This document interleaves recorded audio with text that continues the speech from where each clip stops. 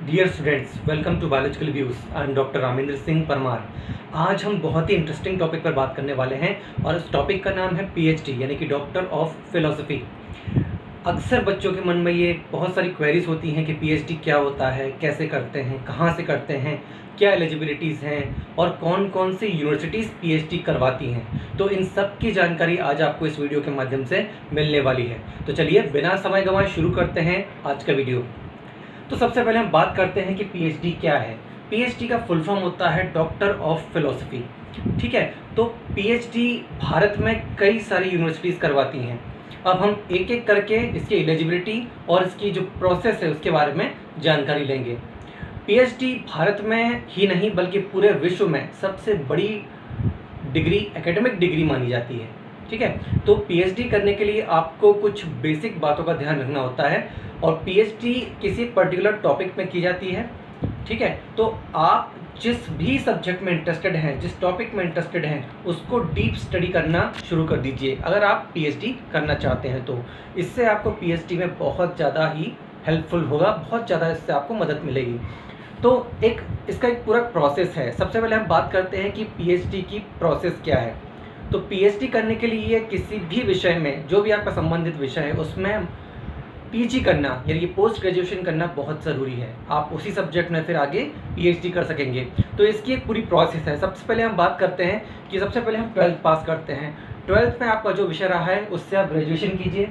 Graduation के बाद आप उसी सब्जेक्ट में अपना मास्टर्स कीजिए और मास्टर्स करने के बाद आप पीएचडी के लिए संबंधित विषय में, जिसमें भी आपने पीएचडी किया है, पीएचडी करना है आपको, जिसमें भी आपने पीजी किया है उसी विषय में आप आगे पीएचडी कंटिन्यू कर सकते हैं। अब तो जैसा कि मैंने आपको बताया, इसके लिए एक मिनिमम एलिजिबिलिटी की भी ज़रूरत पड़ती है। तो सामान्य तौर पर जो भारत में पीएचडी की एलिजिबिलिटी है वो है 55% मार्क्स के साथ आपको पोस्ट ग्रेजुएशन करना ज़रूरी है। मिनिमम 55% मार्क्स आपके होने चाहिए सामान्य वर्ग के केस में। अब पीएचडी में एनरोलमेंट के लिए क्या प्रोसेस है। तो पीएचडी में एनरोलमेंट के लिए आपके पास दो तरीके हैं। या तो आप नेट क्वालिफाई कीजिए या फिर आप यूनिवर्सिटीज़ द्वारा कंडक्ट किए जाने वाले एग्ज़ाम्स को क्वालिफाई कीजिए। दोनों ही तरीके हैं आपके पास।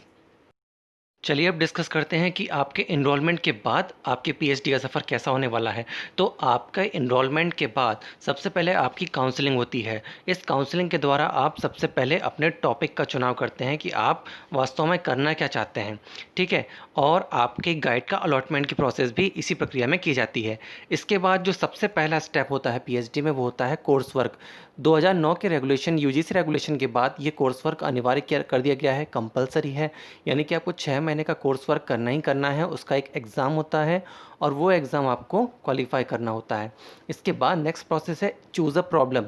यानी कि आप किस प्रॉब्लम के सॉल्विंग के लिए किस चीज़ पर, किस टॉपिक पर पीएचडी करना चाहते हैं, वो प्रॉब्लम को आइडेंटिफाई करना नेक्स्ट आपका प्रोसेस है कि आप किस चीज़ पर काम करना चाहते हैं। इसके बाद जो प्रोसेस है वो है प्रिपेयर ऑफ सिनॉप्सिस। सिनॉप्सिस यानी कि एक ऐसी आप एक शॉर्ट नोट कह सकते हैं जिसमें आप कौन सा वर्क करना चाहते हैं, कैसे करना चाहते हैं और उसका एक्सपेक्टेड आउटकम क्या होगा, ये सारी चीज़ें आप उसमें साइंटिफिकली डिज़ाइन करते हैं और उसको आरडीसी यानी कि रिसर्च डिग्री कमेटी के सामने प्रपोज करते हैं। अब आरडीसी क्या होता है? आरडीसी का फुल फॉर्म होता है रिसर्च डिग्री कमेटी। एक ऐसी कमेटी बैठती है जो कि आपकी सिनॉप्सिस को अप्रूव करती है और अप्रूव करने से पहले आपका एक शॉर्ट वाइवा होता है जिसमें आपका प्रपोज्ड वर्क, उसका लैब डिज़ाइन और उसका एक्सपेक्टेड आउटकम किस समाज के लिए यानी कि सोसाइटी के लिए कैसे वो बेनिफिशियल है, ये सारी बातें उसमें देखी जाती हैं। और जब आरडीसी उसे अप्रूव कर देती है तब आप फ्री होते हैं अपना लैब वर्क या रिसर्च वर्क चालू करने के लिए, जो भी आपका वर्क है। अब थीसिस राइटिंग, आपने अपना लैब वर्क किया। लैब वर्क करने के बाद आप अपनी सारी थीसिस को, आपका क्या आउटकम रहा, आपने क्या अचीव किया, उन सबको साइंटिफिकली लिखते हुए थीसिस राइटिंग का काम शुरू करते हैं। थीसिस राइटिंग के लिए अलग अलग यूनिवर्सिटीज़ के अलग अलग प्रोसेसेस हैं। आप उन गाइडलाइंस को फॉलो करते हैं और थीसिस राइटिंग करते हैं।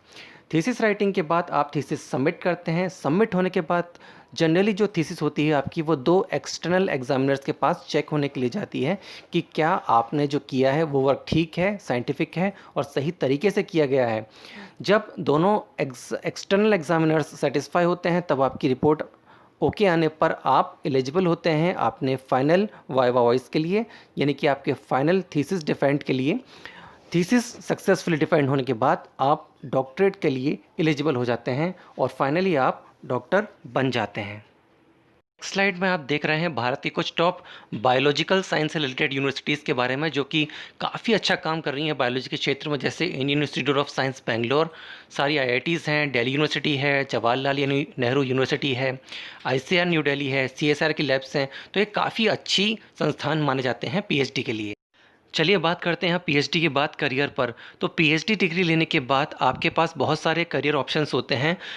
बेसिकली दो करियर ऑप्शंस अवेलेबल होते हैं पीएचडी के बाद। पहला होता है रिसर्च और दूसरा होता है एकेडमिक।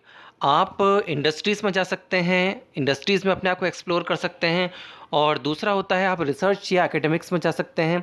रिसर्च के फील्ड में बहुत ज़्यादा स्कोप है पीएचडी करने के बाद, स्पेशली बायोलॉजिकल लाइफ साइंस के फील्ड में, बायोलॉजिकल साइंस के फील्ड में बहुत सारी रिसर्च लैब्स हैं। और एट प्रेजेंट आप देख रहे हैं कि कोरोना वायरस फैला है, तो बहुत ज़्यादा डिमांड है बायोलॉजिकल साइंस में पीएचडी रिसर्चर्स की, जो बहुत अच्छा इसमें अपना योगदान दे सकते हैं। और आज के टाइम पे भारत में भी इसके क्षेत्र में सैलरी यानी कि बहुत अच्छी हो गई है, और विदेश में तो इसका काफ़ी अच्छा स्कोप है ही, लेकिन अब भारत में भी इसका काफ़ी अच्छा स्कोप है, बहुत अच्छी सैलरी हो गई है।